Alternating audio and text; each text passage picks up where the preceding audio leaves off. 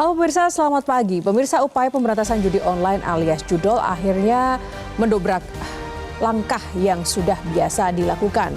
Dan lewat langkah maju itu diketahui ternyata sebagian penyebab situs judol yang dikatakan begitu sulit diberantas karena satu diblokir, muncul situs baru lainnya. Rupanya ada orang dalam yang juga menopang kelangsungan hidup situs judol tersebut.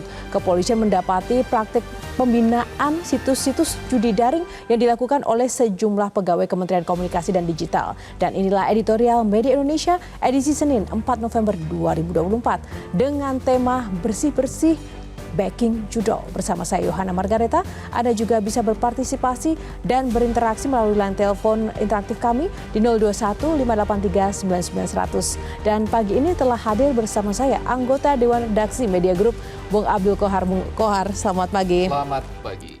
Bersih-bersih backing judol. Sebelum kita bahas tentang judol yang heboh beberapa waktu yang lalu karena ternyata ada ordal ya di Komdiji, kita akan pantau dulu headline yang diangkat oleh Media Indonesia. Pemirsa, ada beberapa berita menarik yang dijadikan headline utama. Kita masuk yang pertama, ini karena menyangkut nasib kelas menengah. Lanjut insentif pajak bagi kelas menengah di mana pemerintah perlu mempertimbangkan penundaan penaikan PPN menjadi 12% hingga kondisi ekonomi lebih kondusif.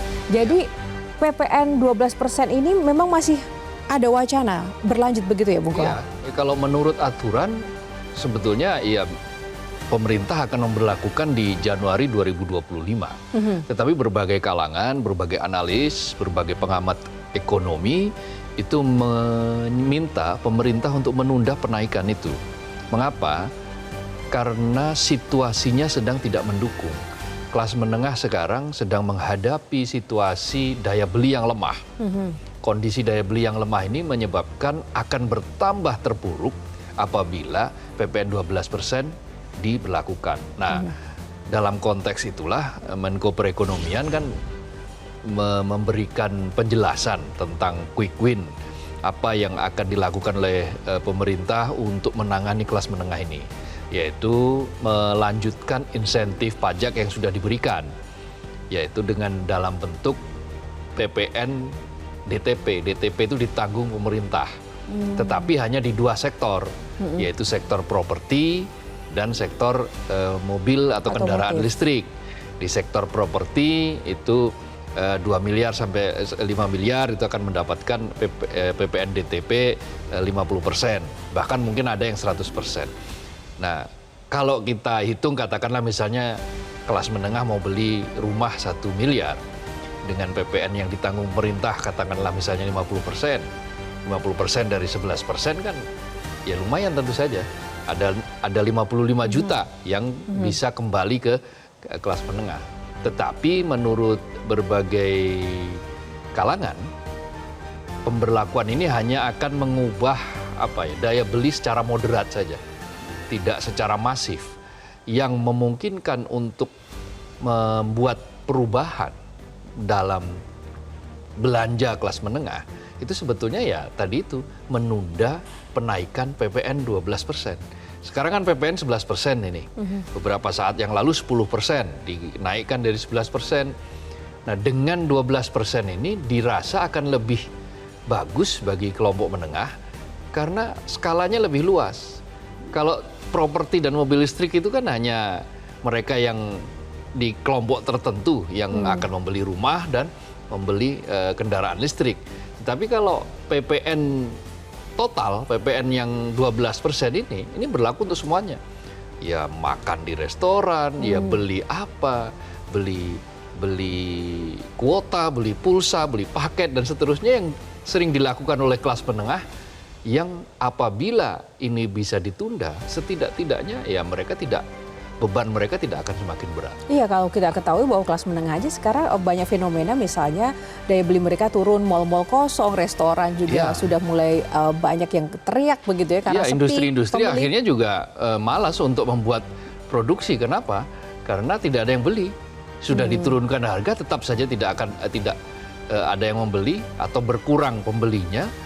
Kenapa? Karena ya daya beli masyarakatnya sudah semakin rontok, sudah semakin tergerus gitu. Nah, terutama di kelas menengah. Kelas menengah itu kan selama ini tingkat konsumsinya besar, jumlah mereka juga besar.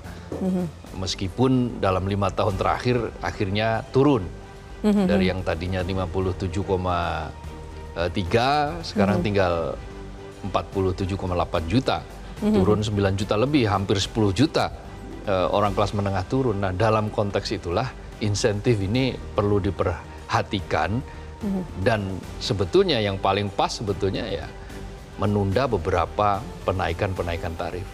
Khususnya Ini di belum 2025 lagi ya. nanti kalau subsidi bahan bakar minyak dialihkan ke BLT, nah tentu akan ada beberapa konsekuensi bagi kelas menengah ini. Kapan sih kebijakan-kebijakan itu mulai ketok palu dan akan dilakukan di 2025?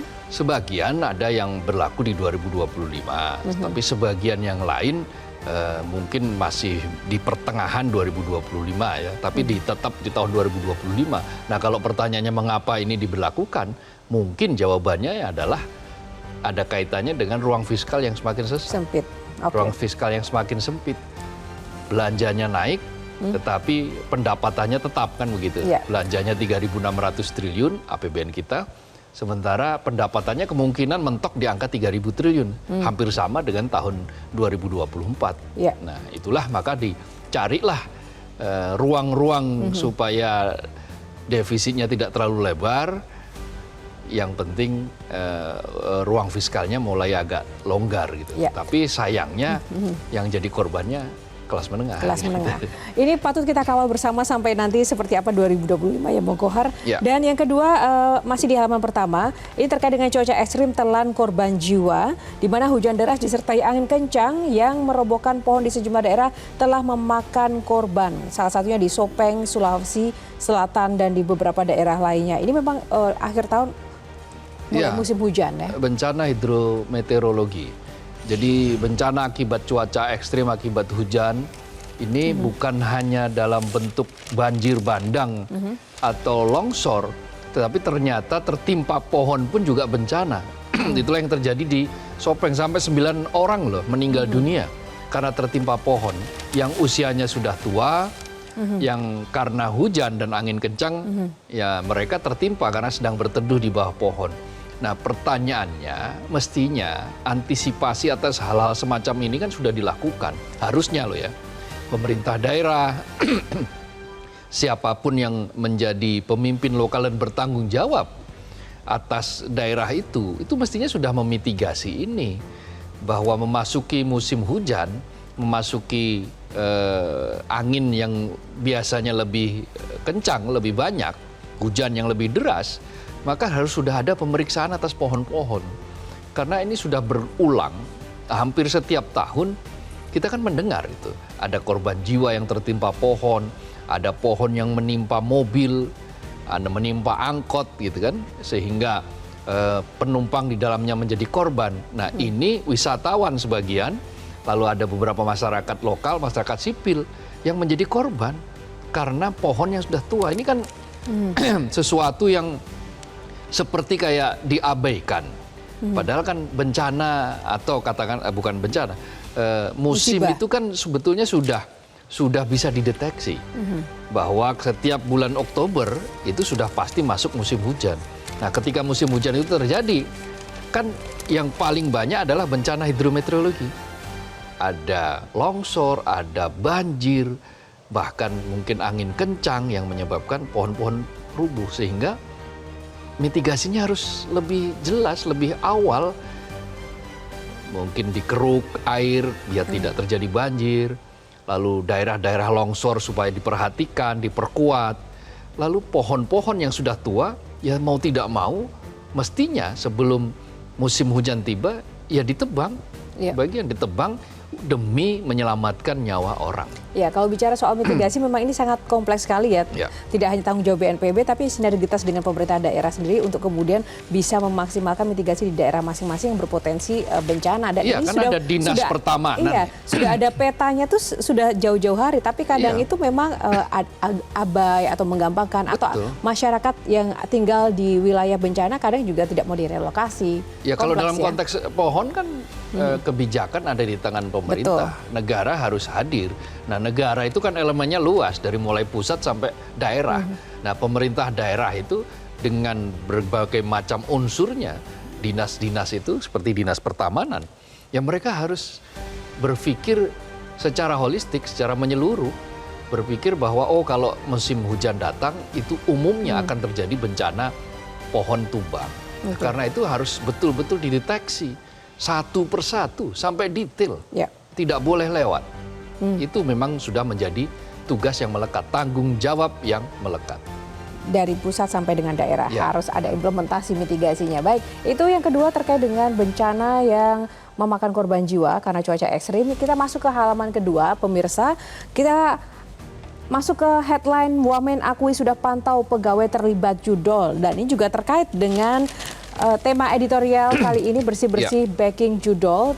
Di mana ini sangat mengejutkan juga Bung Kohar karena pantauannya katanya sudah lama tapi baru dieksekusinya sekarang. Ya, jadi ini keterangan dari Wakil Menteri Komunikasi dan Digital Reza Patria yang mengatakan bahwa salah satu yang ditangkap yang tersangka ini adalah tim yang mestinya dia bergerak untuk menghapus atau memblokir konten-konten negatif, termasuk konten judi online. Tetapi bukannya memblokir, bukannya menghapus, yang dilakukan adalah menjaga. Menjaga supaya konten judi online tidak dihapus, tidak diblokir. Ini seperti pagar makan tanaman. Sindikat di dalam artinya tubuh Komdiji. Betul belaka bahwa dugaan publik selama ini, mengapa judi online ini sulit diberantas, karena ada oknum-oknum yang membackingi ini, ada oknum-oknum yang menjaga ini, dan mereka yang menjaga, mereka yang menjadi backing, itu ya berada di dalam lingkaran pemerintahan sendiri. Nah, hal-hal semacam ini yang sudah sering terjadi, sudah sering kita dengarkan, kalau memang ada tekad, ada kemauan, ya segera dibersihkan. Nah, apa yang terjadi di Kementerian Komunikasi dan Digital ini momentum sebetulnya. Momentum bagi penegak hukum untuk membersihkan. Nah, bayangkan ada sampai belasan orang. Mereka bekerja sama dan hampir pasti tidak ada yang main sendiri-sendiri. Yang namanya mafia, yang namanya backing, itu dia bekerja secara berjejaring, termasuk dalam konteks judi online ini. Apa yang ditemukan di Kementerian Komdiji, jangan-jangan juga merembet di kementerian yang lain, atau di institusi lain, di badan lain, di lembaga lain, atau mungkin di internal lain. Nah, itu semua yang harus diungkap secara tuntas, supaya apa? Supaya publik percaya bahwa yang namanya isu judi online itu bukan hanya isu yang sekali meletup lalu setelah itu hilang. Sekali meledak lalu kemudian hilang lagi. Seminggu kemudian sudah nggak kedengeran lagi apa yang ada karena tertumpuk oleh kasus-kasus yang lain. Nah, karena itu supaya publik percaya, ya lakukan. Ya lakukan, dan artinya di sini sudah dilakukan oleh Mendiji juga ya terkait bersih-bersih backing judol. Ini menurut Bang Kohar juga sebuah prestasi kan di awal pemerintahan ini, atau di satu sisi ini sebuah ironis karena kemarin kemana aja pertanyaan publik kan seperti itu. Iya, kan ini memang menjadi tugas penegak hukum. Tugas penegak hukum. Nah, kalau kemudian Komdiji sudah melaporkan ke penegak hukum, ke aparat, ke polisi, maka ya tinggal polisinya yang bekerja cepat. Nah, kalau kemarin-kemarin tidak dijalankan, ya berarti ada sistem yang salah di situ. Berarti ada waktu yang terbuang. Ketika waktu terbuang, maka ya para pemain ini kan kemudian mengonsolidasikan diri. Kalau sudah berhasil mengonsolidasikan diri, ya repot. Ya. Nanti akan terus-menerus terjadi dan terus menggulung sehingga korban berjatuhan tanpa kemudian judol ini bisa diatasi. Ya. Baik, sebelum kita ulas lebih dalam lagi, Bang Kohar, kita akan saksikan dulu ulasan lebih dalam lagi terkait dengan bersih-bersih judol, backing judol yang menjadi tema editorial pada pagi hari ini.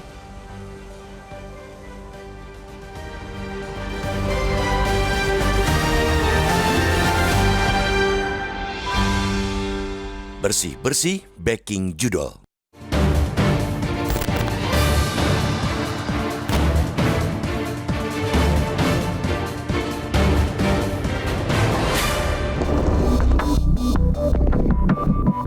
Upaya pemberantasan judi online alias judol akhirnya mendobrak langkah yang sudah biasa dilakukan. Lewat langkah maju itu, diketahui sebagian penyebab situs judol yang dikatakan begitu sulit diberantas karena satu diblokir, muncul situs-situs baru lainnya.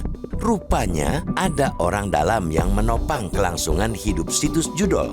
Kepolisian mendapati praktik pembinaan situs-situs judi daring yang dilakukan oleh sejumlah pegawai Kementerian Komunikasi dan Digital atau Kemenkom Digi.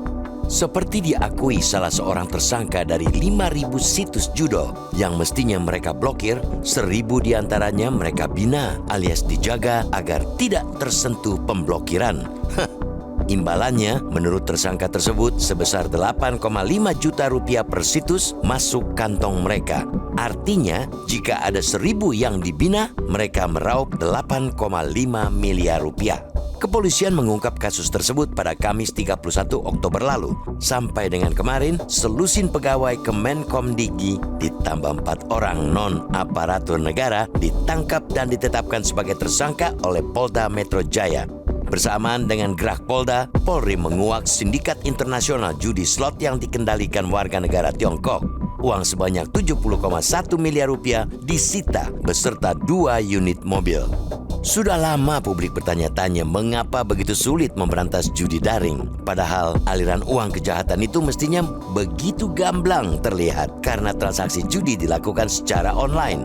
Tinggal ditelusuri kemana muaranya.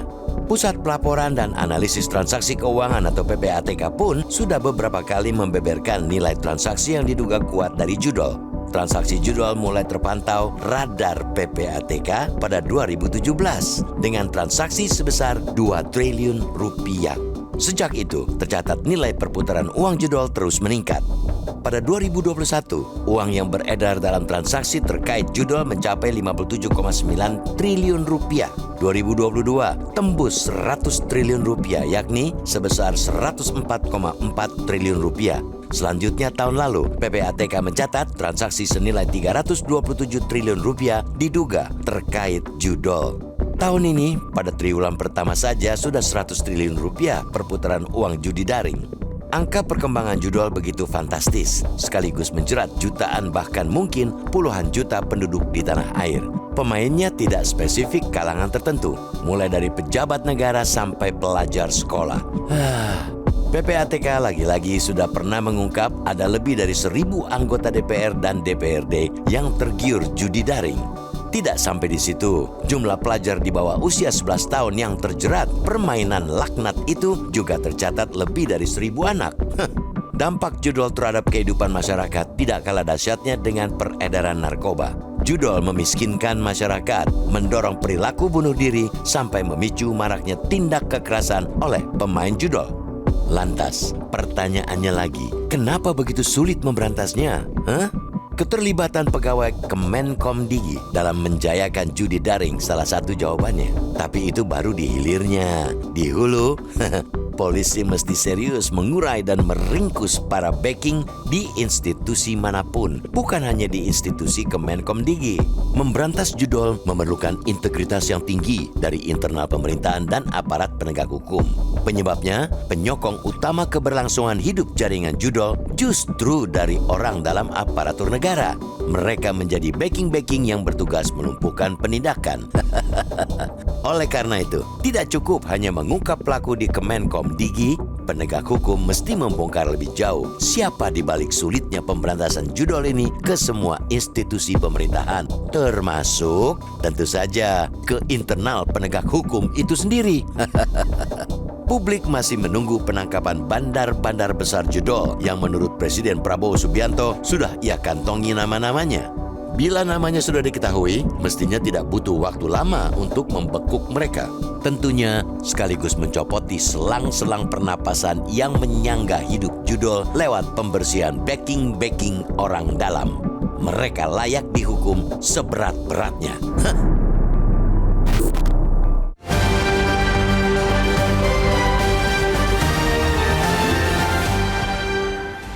Ya pemirsa, itu tadi adalah topik editorial pada pagi ini dan kami ingatkan untuk Anda bisa berpartisipasi dan berinteraksi terkait tema yang kami bahas pagi ini melalui telepon interaktif di 0215839900. Dan kita akan jeda dulu, sesaat lagi editorial masih akan kembali. Tetaplah bersama kami.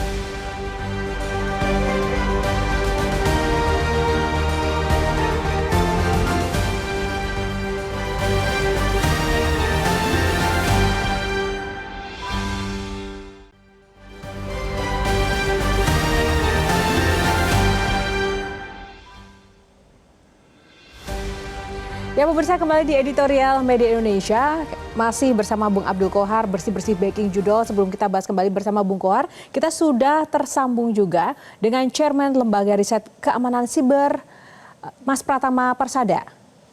Mas Pratama, selamat pagi. Selamat pagi Mbak Yohana, Pak Abdul Qohar. Ya, apa kabar Mas? Terima kasih sudah bergabung dengan editorial. Mas Pratama, bagaimana tanggapan Anda ini terkait dengan bersih-bersih breaking judul yang ternyata ordalnya ada di Komdigi sendiri ini? Iya, kalau menurut saya sebenarnya kita sudah tahu ya sejak beberapa tahun yang lalu kenapa kok judi online ini nggak mati-mati gitu. Sudah tahu sejak tahun lalu? Teknologi, Maksudnya gimana tuh Mas? sejak beberapa tahun yang lalu kan kita sudah memperingatkan gitu bahwa itu semakin masif di judi online gitu. Walaupun diblokir, ternyata mereka bisa melakukan perasaan, masuk ke website pemerintah, website ke kampus-kampus, militer dan lain-lain gitu. Nggak mungkin kalau nggak dibiarkan, nggak mungkin kalau nggak ada yang melindungi begitu. Jadi pasti ada yang melindungi karena secara teknologi nggak ada kendala sama sekali. Kita tahu bahwa dari jutaan website yang diblokir oleh Kominfo itu, sekarang Komdigi ya, itu sebenarnya kan masuk hanya pintu masuk saja untuk ke 4 atau 5 server yang digunakan untuk permainan judi online. Jadi semua orang yang masuk lewat agen manapun, mainnya pasti itu saja gitu. Jadi sudah tahu yang diblokir itu bukan pintu masuknya, yang diblokir itu adalah server permainannya gitu. Dan itu gampang sekali diketahui dan gampang sekali untuk ngeblokirnya, tapi tidak diblokir. Kita sudah ngasih tahu bahwa nggak mungkin bank itu nggak ngerti bahwa rekening banknya, walaupun itu rekening bank palsu ya, itu digunakan untuk transaksi judi online. Kenapa?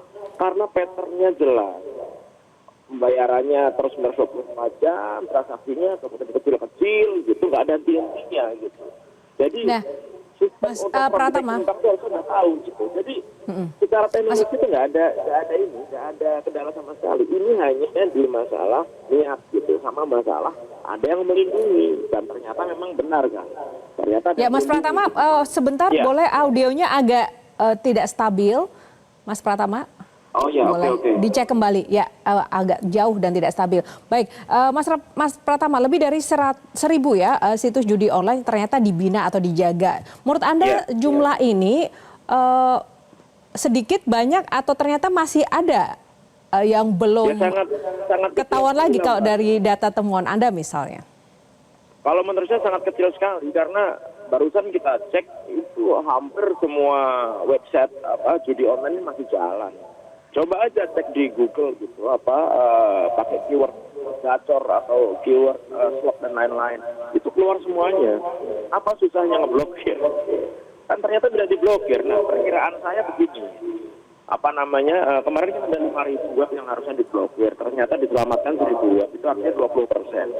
Kalau 20% diselamatkan, kalau misalkan ada 2,7 juta website yang diblokir, 20%-nya itu berapa? 700-an ribu, kemudian dikali 8,5 juta, berapa itu?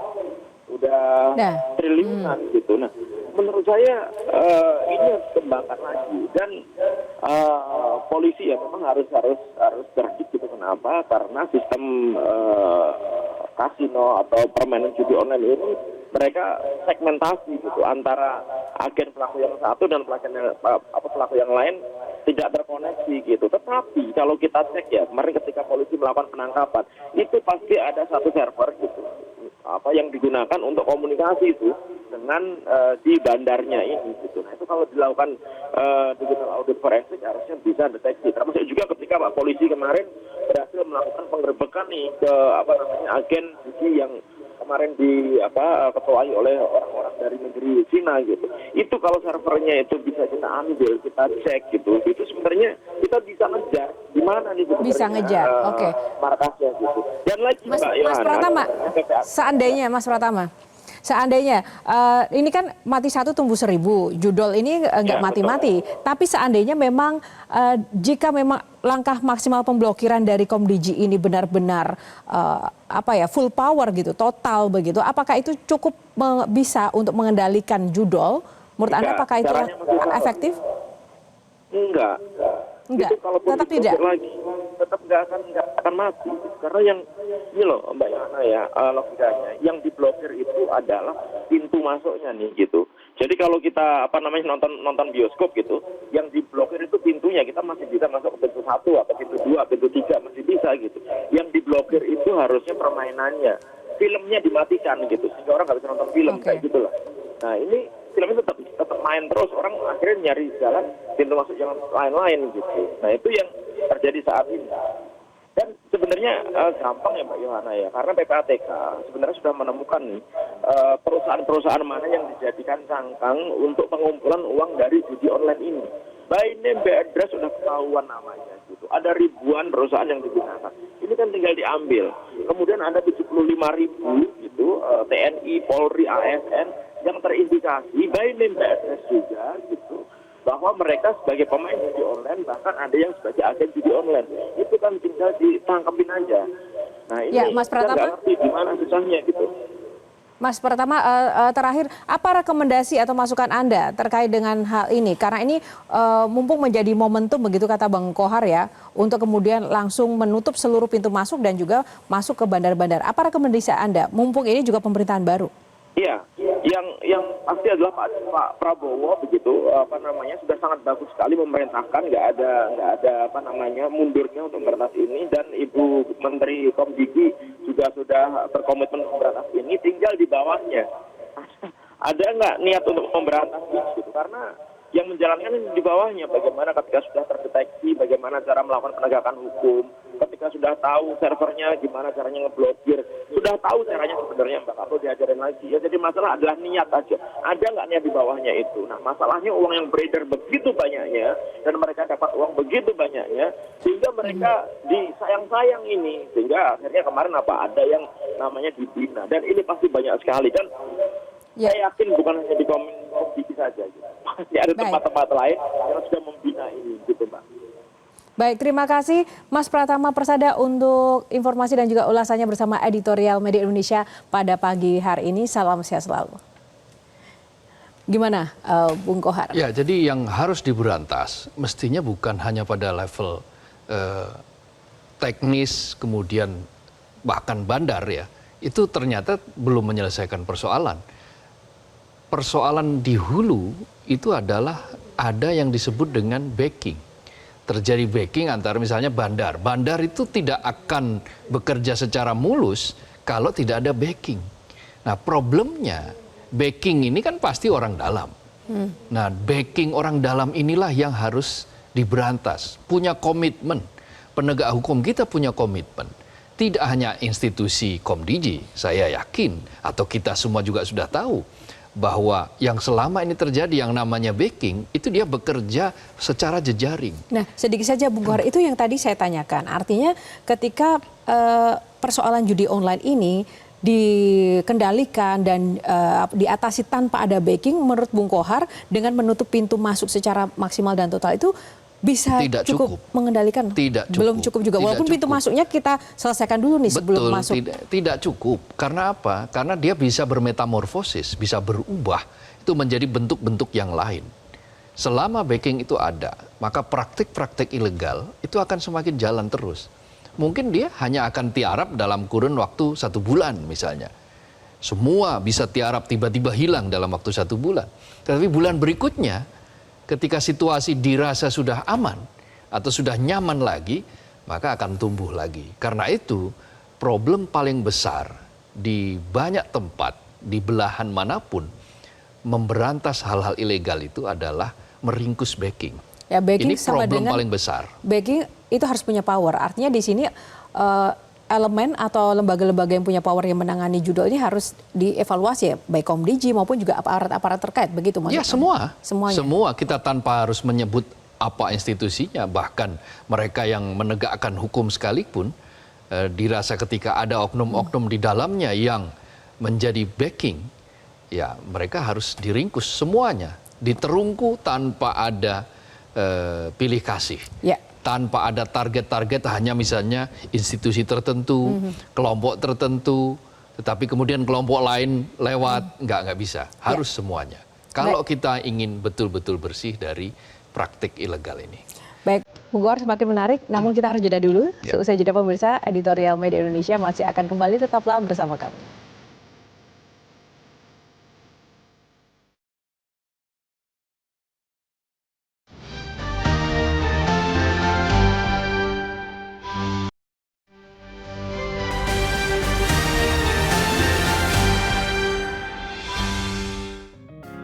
Media Indonesia mengajak Anda untuk mengakses fitur premium e-paper.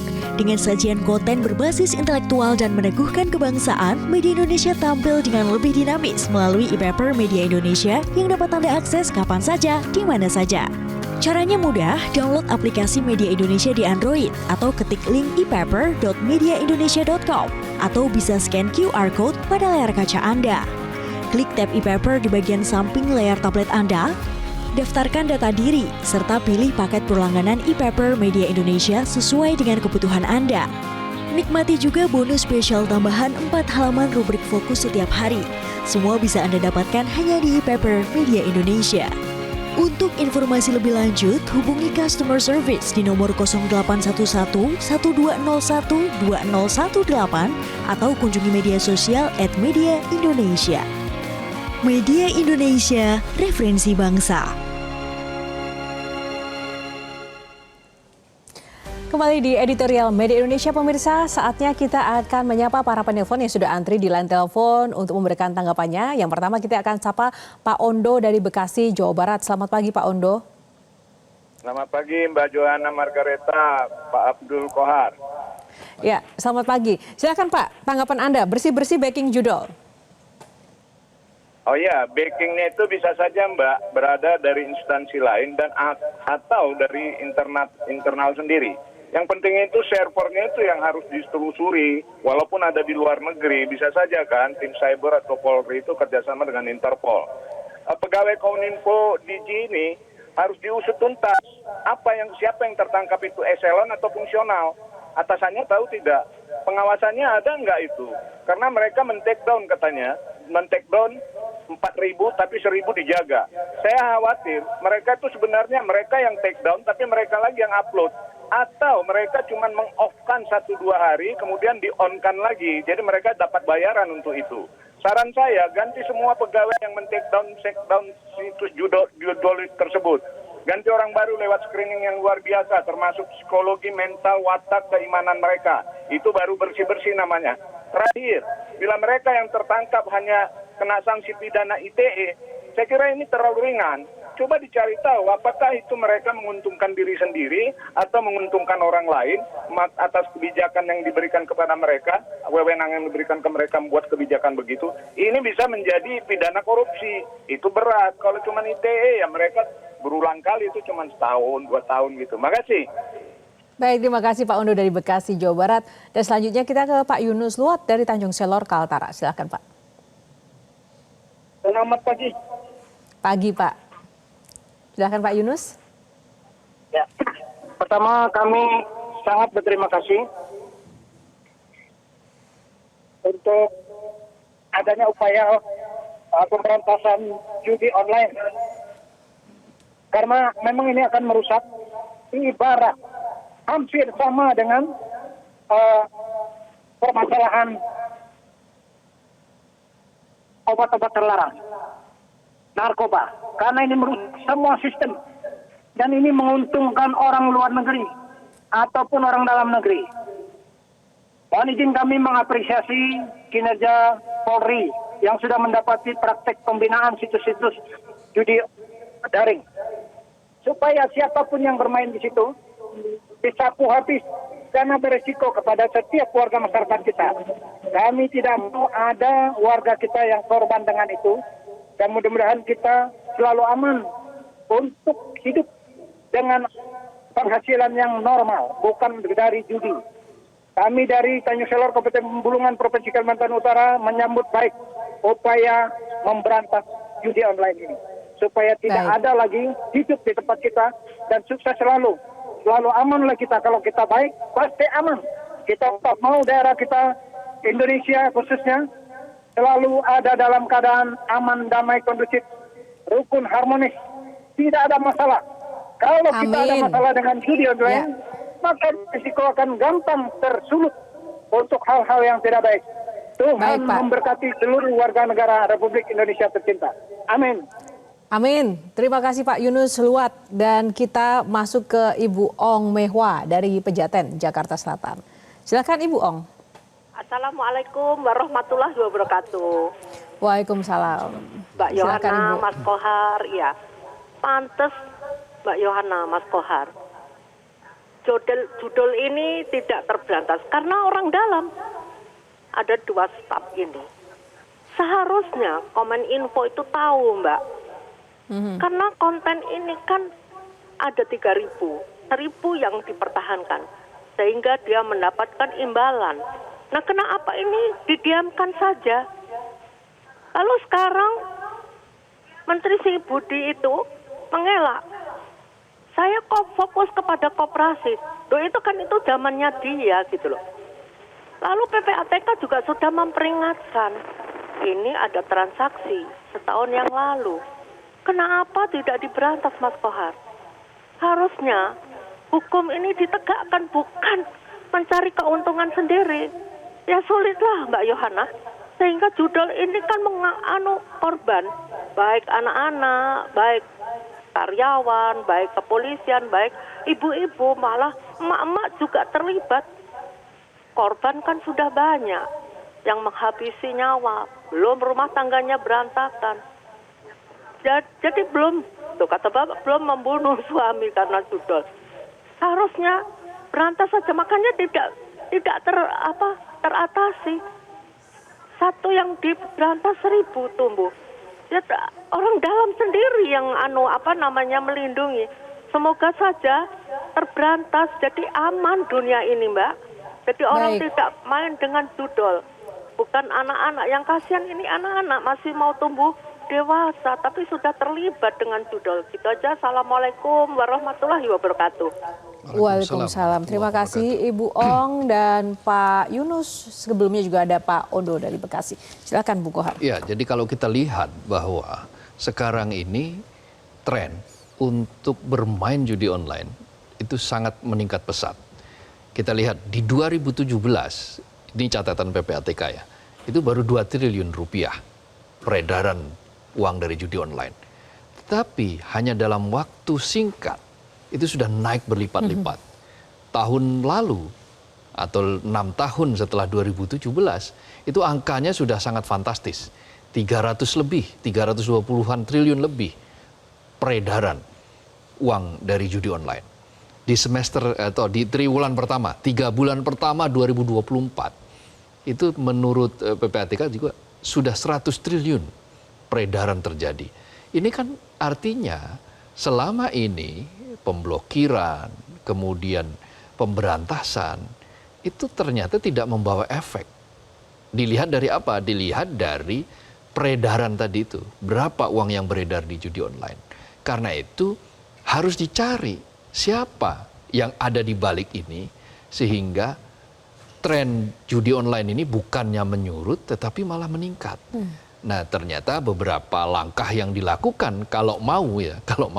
Sebetulnya kalau pertanyaannya bukan soal mampu atau tidak, karena faktanya mampu. Aparat kita mampu, tinggal mau atau tidak gitu kan. Begitu mau, kan prosesnya ketahuan bahwa ternyata ada orang dalam, ternyata ada yang melindungi. Ini kan sudah sesuatu yang sebetulnya dicium gelagatnya, bahkan di kalangan Kementerian Komdiji sendiri kan juga sudah mencium gelagat ada itu. Berarti antara mau atau tidak selama ini memang belum mau ya, belum cukup besar kemauannya ya Bung Kohar ketika bisa jadi langgeng nih judul. Bisa jadi ada yang mau, tetapi kemudian ada yang menghambat di tengah jalan. Siapa penghambat ini? Boleh dikatakan inilah yang mereka membackingi. Nah, backing ini biasanya ada seorang profesor namanya Joel Mitgal. Tahun 88 itu mengenalkan istilah dengan the local strongman. Ini merujuk pada seorang keluarga begitu yang sangat kuat, yang untuk mempertahankan eksistensinya itu dengan cara menjadi backing pada perusahaan-perusahaan tambang di lokal. Nah, ternyata semakin membesar dan dia akan selalu berjejaring itu. Dan jejaring yang dimainkan adalah jejaring dengan orang-orang dalam pasti. Mereka yang ada di institusi penegak hukum bahkan itu diajak bekerja sama. Nah, praktek-praktek seperti disampaikan oleh Joel Mitgal ini itu terjadi di beberapa tempat, termasuk di Indonesia. Nah, dalam konteks judi online kita saksikan kan faktanya begitu ditelisik lebih jauh, minimal sekarang setidak-tidaknya ketahuan yang mereka yang ada di karyawan dalam di Kemkomdigi. Bukan tidak mungkin di institusi lain juga ada.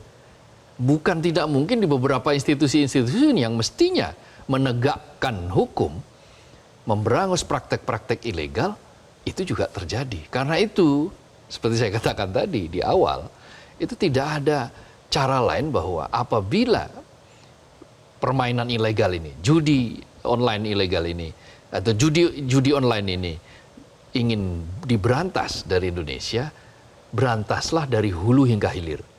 Jangan hanya mengurusi yang hilir saja. Jangan hanya mengurusi yang teknis-teknis saja. Tetapi hulunya itu tidak pernah ditangkap. Berkali-kali disebut bandar ada, tapi mana? Nah, itulah Bung Kohar. Sebenarnya kalau kita bicara soal judi online, dengan fakta yang menjadi catatan dirilis oleh PPATK saja itu sudah cukup menunjukkan itu ada sebuah fakta besar yang harusnya tidak perlu berlama-lama untuk terus diperbincangkan. Itu sudah bisa diatasi. Dan itu sudah bertahun-tahun lama ya, ada data saja tapi tidak ada implementasi untuk mitigasi dan juga mengatasi masalah ini. Ya, setidak-tidaknya dengan sekarang ini diungkap, dengan mulai ada pihak-pihak yang kemudian ditangkap, dijadikan tersangka. Ini kan berarti sudah ada perbaikan, sudah ada tren membaik. Dan saya yakin nanti dengan tren membaik ini, maka peredaran judi online akan semakin menyusut. Tetapi apakah penyusutan ini akan berlangsung permanen sampai kemudian habis, atau kemudian nanti tumbuh lagi? Nah, sekarang jawabannya ada di negara. Bagaimana kesungguhan negara ini untuk membuat sehingga judi online yang sudah jelas-jelas membawa korban yang luar biasa bagi rakyat, bagi masyarakat, itu bisa dibersihkan. Nah, mampukah negara kemudian sesuai dengan harapan Bang Kohar tadi? Kita akan ulas seusai jeda. Pemirsa, tetaplah bersama kami. Editorial Media Indonesia masih akan kembali sesaat lagi.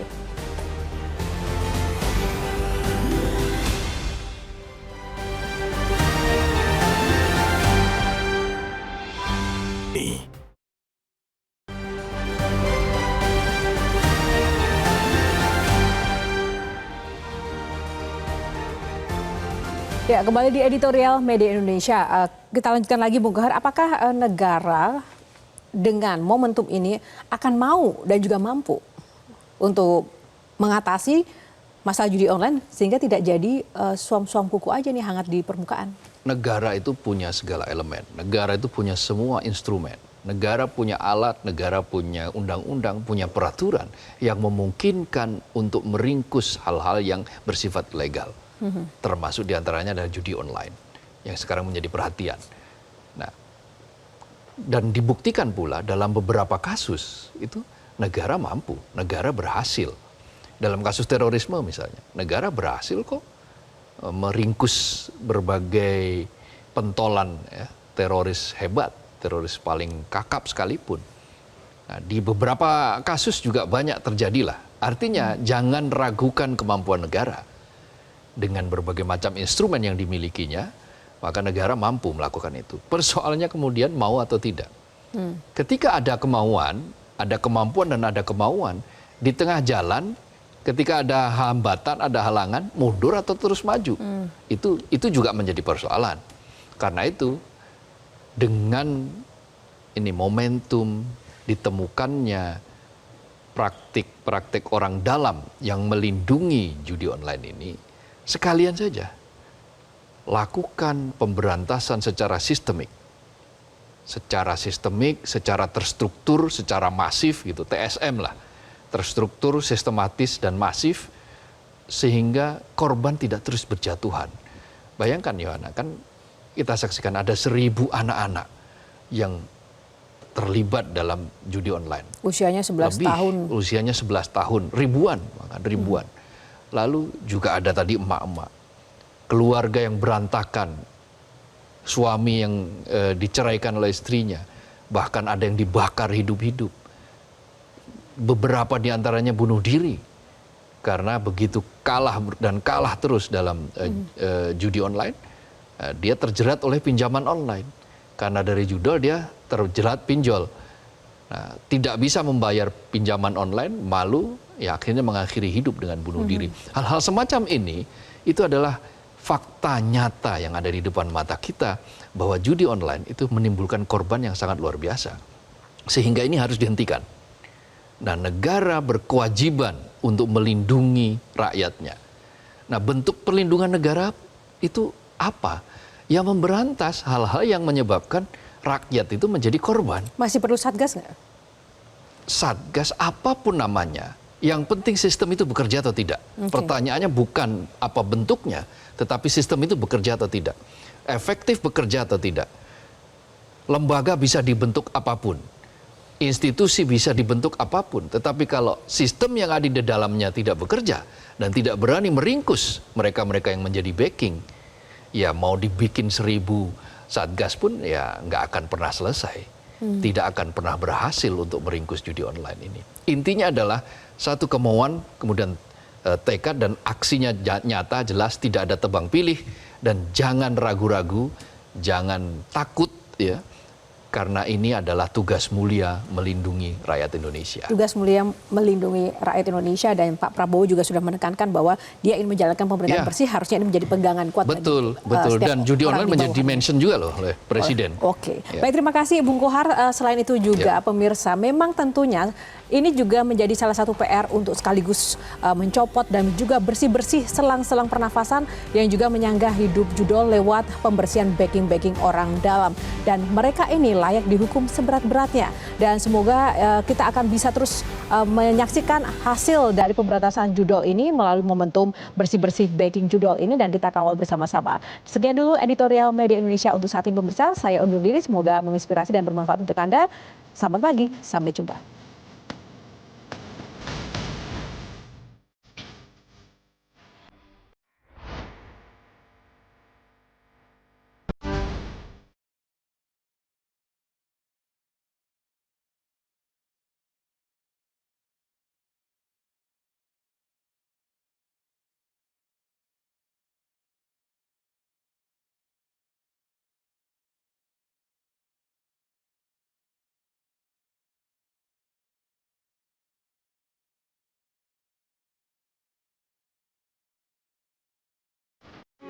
Metro TV. Jelajahi cara baru mendapatkan informasi. Download Metro TV Extend sekarang.